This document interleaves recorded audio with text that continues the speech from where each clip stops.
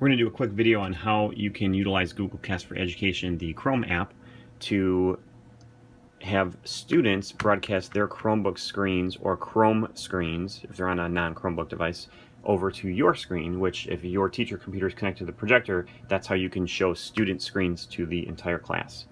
So on your device as the teacher, you need to have the Google Cast for Education app installed in Chrome. If you're logged into Chrome with your HF account, it should already be there. If not, you can go to the Google Chrome Web Store and do a search for Google Cast for Education. This will be the app that comes up. You want to install, and you can even launch it from here if you like. The other route that you can go is you can always, in Chrome, you can always click on the Apps option, and then Google Cast for Education, if you have it installed, will be here. You can go and click on that to launch it. When it first launches, you're actually going to be brought to the setup screen, which I'm going to bring up here.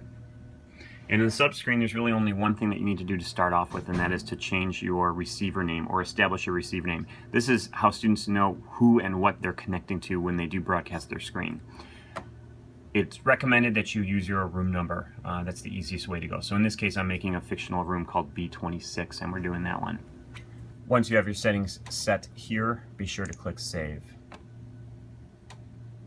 Now, as a teacher, the next step is to invite students to be able to present on your screen. This is just setting who has the right permissions to actually cast to your device. This is what enables or prevents the entirety of the school from just deciding that they're going to send their data over to your screen here. So what we're going to do is we're going to click on the blue share or purple share button here in the top right corner.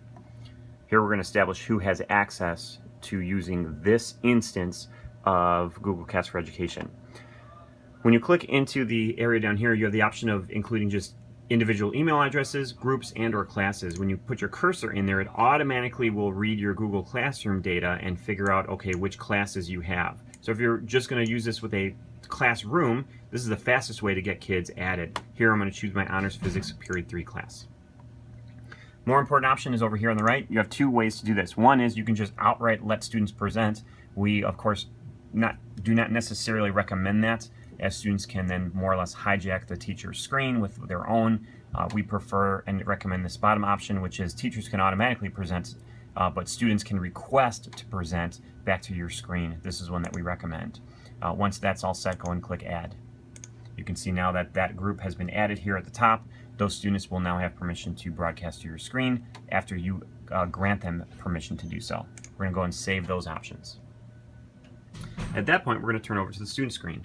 Here on the student screen, students can bring up any sort of web page that they want, and what they need to do at this point in order to cast this screen is they need to go up into the options, and then they can choose the cast option,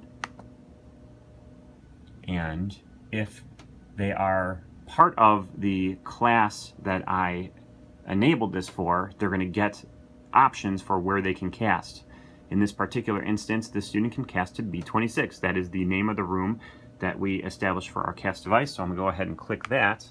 And once I do, it's going to establish the connection between the two devices via the internet.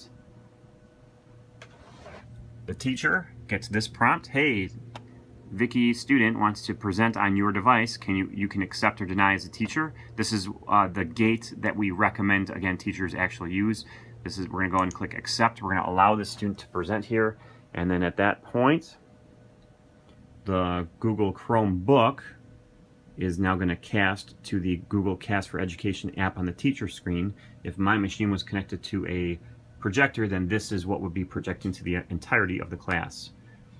At that point, when students browse to other sites here, so let's go to YouTube.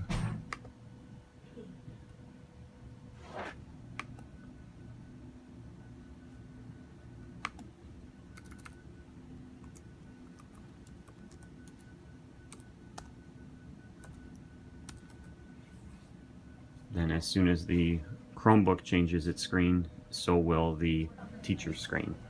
As a teacher, if you need to stop the cast for any reason, when the teacher moves their mouse around on their screen, they get a couple options here at the top, a settings and an X. You can just click the X to close that out, and at that moment, the student is instantly disconnected from your display.